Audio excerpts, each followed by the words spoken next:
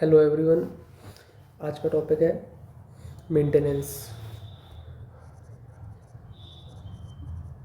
इसको हम हिंदी में भरण पोषण भी बोलते हैं। ठीक है। It is provided under section 144 of what BNSS।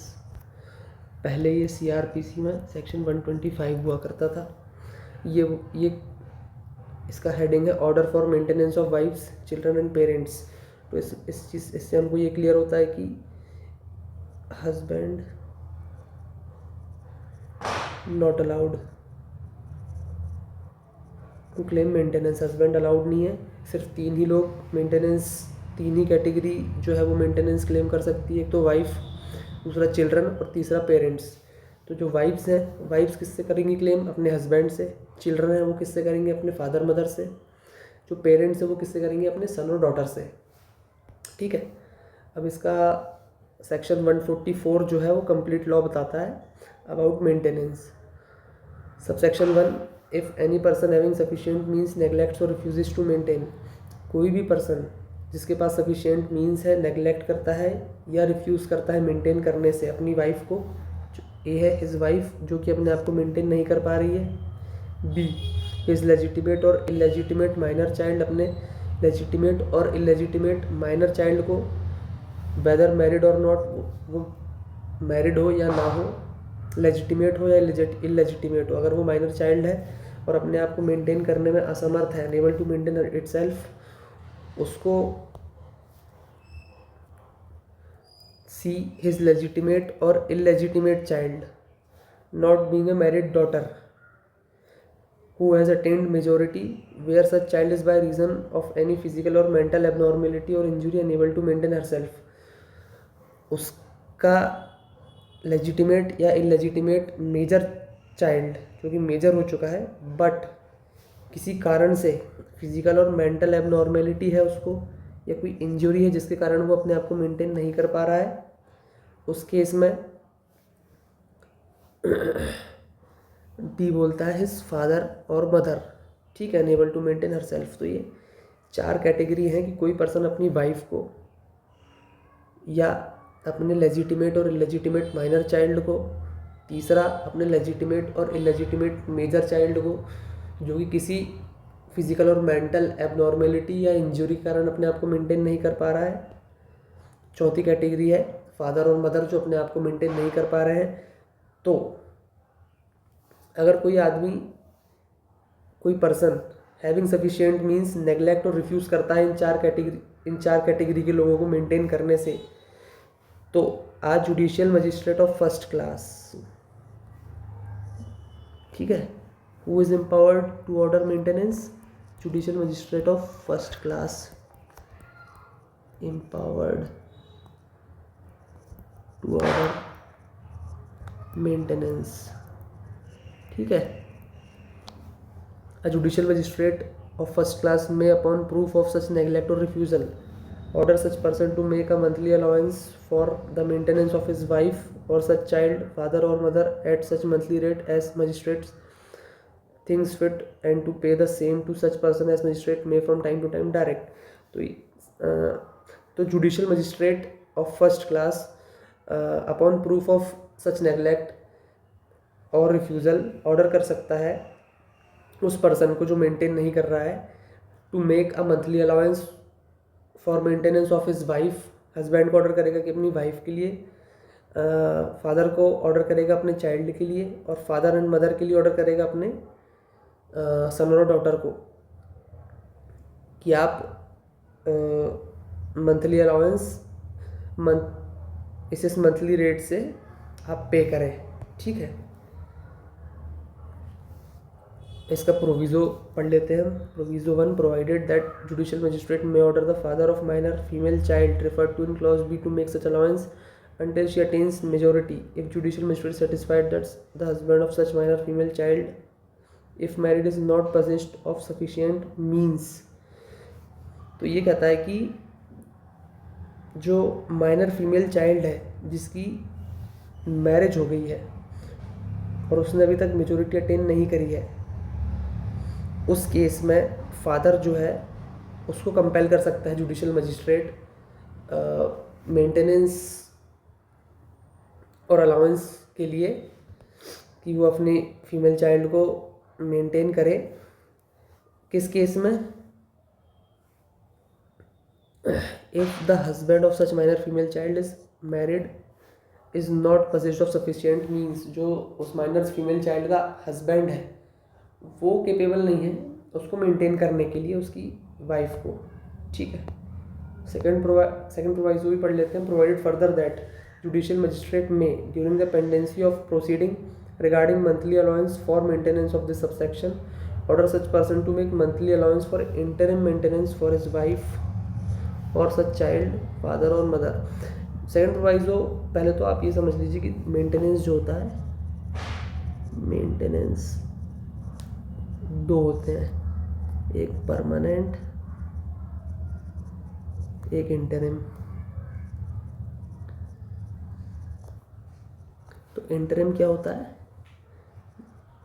जब तक परमानेंट डिसाइड ना हो जाए तब तक के लिए जो मेंटेनेंस कोर्ट ग्रांट करता है। मतलब जैसे आपने मेंटेनेंस के लिए एप्लीकेशन फाइल करी बिफोर जेएमएफसी, तो जब तक आपका परमानेंट मेंटेनेंस कोर्ट ग्रांट नहीं कर देता तब तक के लिए आप अपने आप को मेंटेन कैसे करेंगे?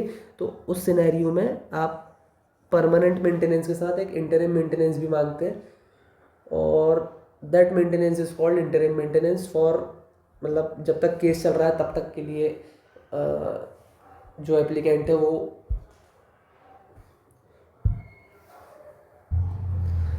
जब तक आपका परमानेंट मेंटेनेंस डिसाइड नहीं हो जाता है तब तक के लिए कोर्ट एक इंटरिम मेंटेनेंस ऑर्डर कर देता है कि केस आपका डिसाइड हो जाए तब तक आप जो नॉन एप्लीकेंट है उससे सो एंड सो अमाउंट आप रिसीव करेंगे मंथली।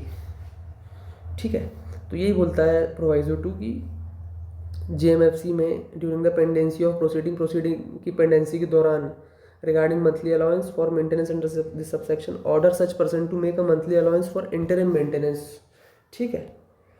एंड इंटरिम मेंटेनेंस उसको अपने आप को मेंटेन करने के लिए और also for expenses of such proceeding, जो उसने एप्लीकेशन फाइल करी है तो उसमें जो प्रोसीडिंग्स जो होंगी, जो एडवोकेट का खर्चा आएगा, जो वकील करेगी उसका खर्चा आएगा, जो वो फाइलिंग वगैरह करेगी, ड्राफ्टिंग कराएगी और जो उसको आने जाने में कॉस्ट लगेगी, that can also be provided by non applicant in case JMFC order करता है। ठीक है। इसका एक और प्रोवाइजो पढ़ लेते हैं। तो ये कहता है कि provided also that an application for monthly allowance for the interim maintenance and expenses of proceeding under the second proviso shall as far as possible be disposed of within 60 days from date of service of notice of such application to such person।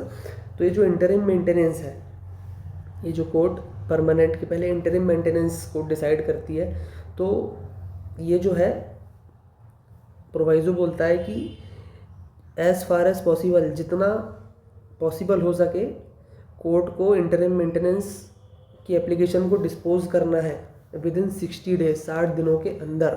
कब से 60 दिनों के अंदर? From the date of service of notice of the application to such person. मतलब जिस date को जैसे wife ने हस्बैंड के अगेंस्ट एप्लीकेशन जेएमएफसी को मूव करी, तो वो एप्लीकेशन का जो नोटिस है वो सर्व होगा पहले हस्बैंड को। तो जिस डेट को वो नोटिस सर्व हो गया उस डेट से लगा करके 60 दिन के अंदर इंटरिम मेंटेनेंस की एप्लीकेशन को कोर्ट को डिसाइड करना है। एज फार एज पॉसिबल, ये बाइंडिंग नहीं है मगर एज फार एज पॉसिबल जितना हो सके उतना जल्दी। ठीक है। इसका एक्सप्लेनेशन हम पढ़ लेते हैं। एक्सप्लेनेशन क्या बोलता है, बहुत इंपॉर्टेंट है ये। A minor means a person who under provisions of Indian majority act 1875 is deemed not to have attend his majority. तो माइनर का मतलब होता है कि जो इंडियन मेजोरिटी एक्ट के अंदर जो माइनर की डेफिनेशन प्रोवाइड की गई है ना, उसके हिसाब से जो माइनर है तो वो यहाँ पर भी माइनर है। तो इंडियन मेजोरिटी एक्ट में यही कहा गया है कि ईयर्स से अगर कम है, बिलो है एज, तो पर्सन इज माइनर, ठीक है।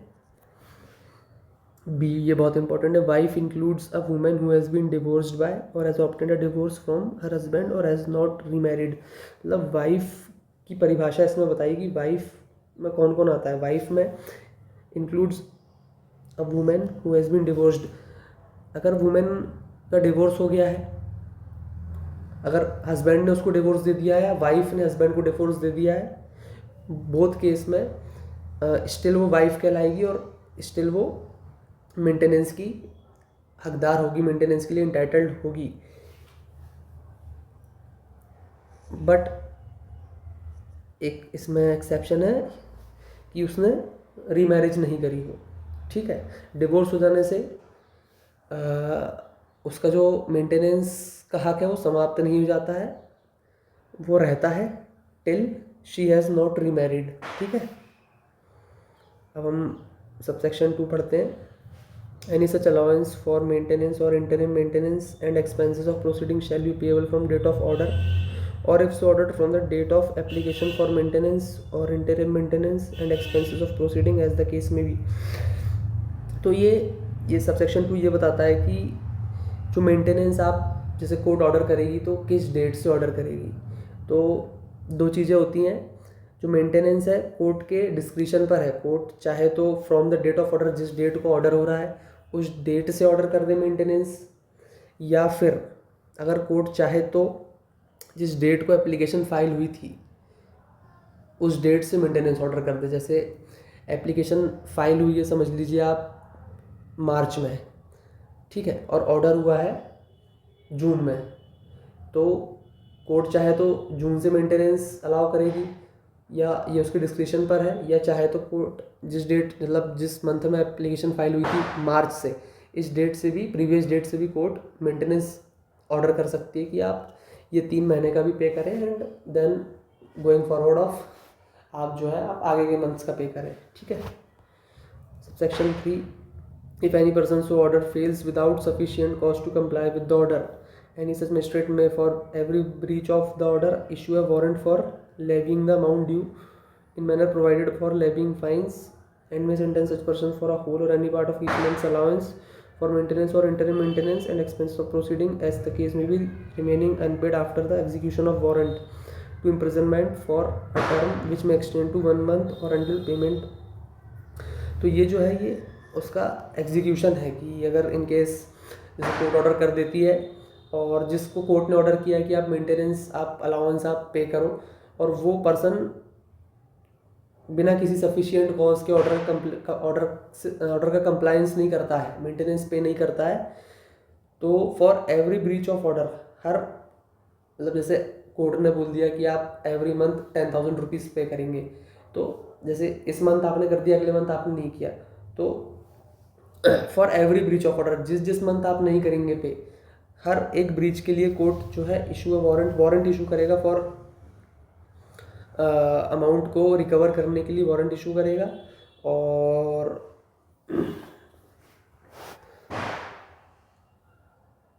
में सेंटेंस सच पर्सन जो है उस पर्सन को, अगर वाटर वारंट एग्जीक्यूट हो जाता है, पर्सन वो जो मेंटेनेंस नहीं दे रहा है वो पकड़ा जाता है, तो उसको court imprisonment for a term of, उसको जो कोर्ट है वो जेल भेज सकती है फॉर अ टर्म विच में एक्सटेंड टू 1 मंथ, खूब से खूब 1 महीने के लिए, और until payment if made sooner,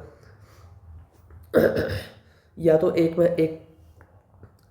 या तो उसको जेल भेज सकती है फॉर अ टर्म विच में एक्सटेंड टू 1 महीने के लिए, और अगर उस बीच में वो 10 दिन के अंदर ही मान लीजिए पेमेंट कर देता है तो पेमेंट जब तक नहीं करता तब तक के लिए, ठीक है।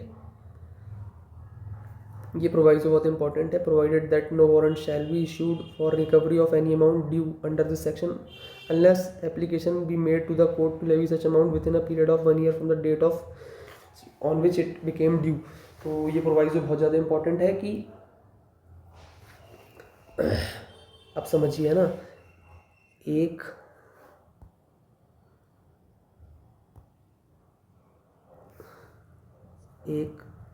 जून को मेंटेनेंस ऑर्डर हुआ, ठीक है,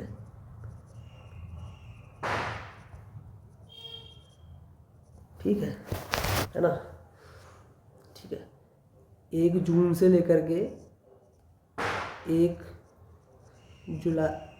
जून से लेकर के 1 जून 2024 को ऑर्डर हुआ, ठीक है, 1 जुलाई 2025 आ गया, ठीक है। और इस डेट तक जिसको बोला गया कि आप मेंटेनेंस पे करो, कुछ भी आप उसने अलाउंस और मेंटेनेंस पे नहीं किया है। और 1 जून से लेकर के आज 1 जुलाई आ गया है 2025 का, 1 साल पूरा हो गया है, और आपने उसकी रिकवरी के लिए कोई एप्लीकेशन फाइल नहीं करी है। No application filed.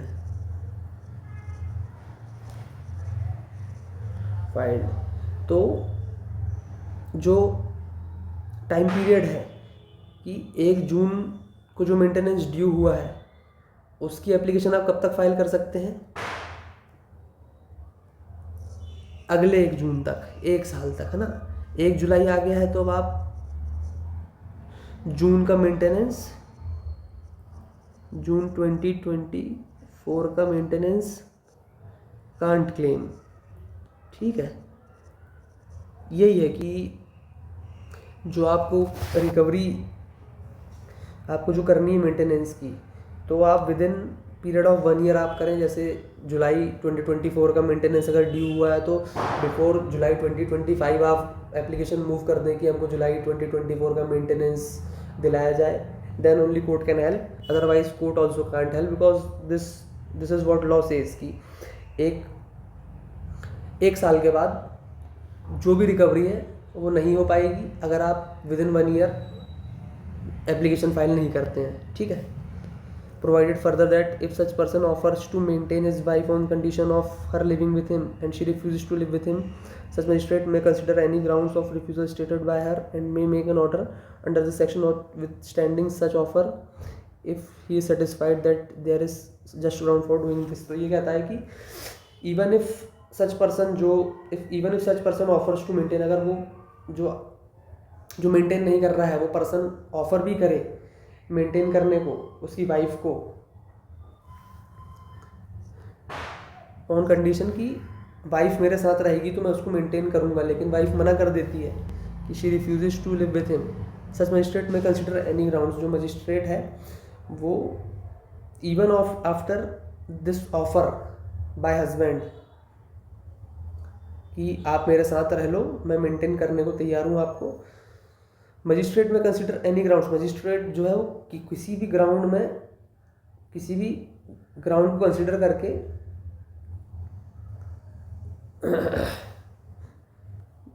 जो है उसका ऑफर जो है वो रिफ्यूज कर सकता है और मेंटेनेंस ऑर्डर कर सकता है, even after he has like offer to maintain her wife on condition of her living with him.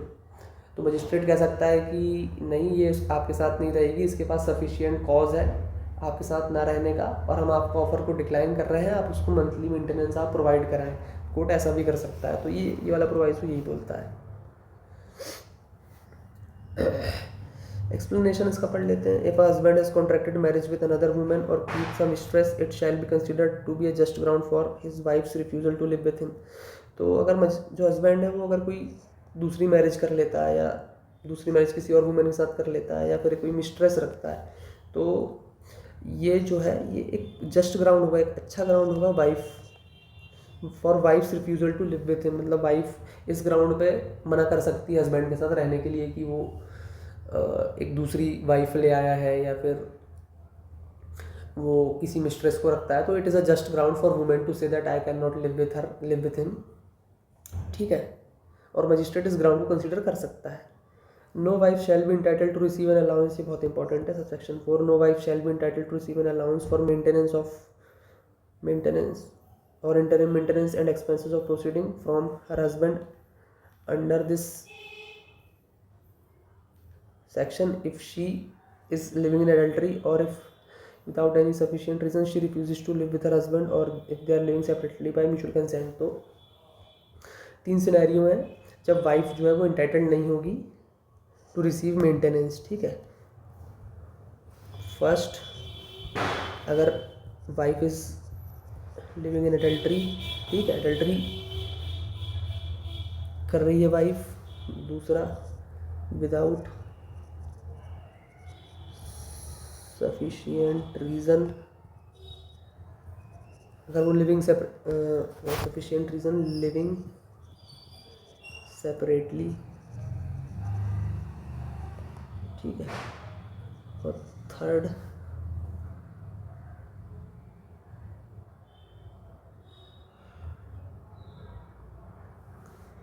Living separately by mutual consent, ठीक है। एक तो अगर एडल्ट्री का जीवन, जारता का जीवन जी रही है वाइफ तब, दूसरा बिना किसी कारण के अलग रह रही है तब, और तीसरा अगर म्यूचुअल कंसेंट से अलग रह रही है तब, ठीक है। On proof that any wife in whose favor an order has been made under this section is living in adultery, or that without any sufficient reason she refuses to live with her husband, or that if they are living separately by mutual consent the judicial magistrate shall cancel the order. तो in case judicial magistrate है वो wife के favour में order pass कर देता है, तब अगर जिसके अगेंस्ट में ऑर्डर पास हुआ है हस्बैंड, अगर ये प्रूव कर दे कि wife is living in adultery, या फिर ये प्रूफ कर दे कि without sufficient reason she refuses to live with her husband, या फिर ये प्रूफ कर दे कि they are living separately by mutual consent, ये तीन चीज़ अगर हस्बैंड प्रूफ कर देता है तो judicial magistrate shall cancel the order, ठीक है। तो this is all about section 144। ये कंप्लीट नहीं हुआ है पूरा अभी, इस चैप्टर का ये एक ही सेक्शन है 144, अभी 145 बचा हुआ है जो जूरिसडिक्शन के बारे में बात करता है। 146 जो आप जैसे कोई अलाउंस अगर कोर्ट बांध देता है, कोई अलाउंस कोर्ट ऑर्डर कर देता है, तो उसमें ऑल्ट्रेशन अपन कैसे कर सकते हैं, उसको बढ़ाना घटाना कैसे करना होता है, इट इज़ गिवन इन 146। और इन्फोर्समेंट इसका जो है इट इज़ गिवन इन 147, ठीक है। 145 इज़ अबाउट ज्यूरिसडिक्शन, कहाँ कहाँ आप एप्लीकेशन फाइल कर सकते हैं, तो ये हम किसी और वीडियो में कभी और डिस्कस कर लेंगे, ठीक है। Thank you.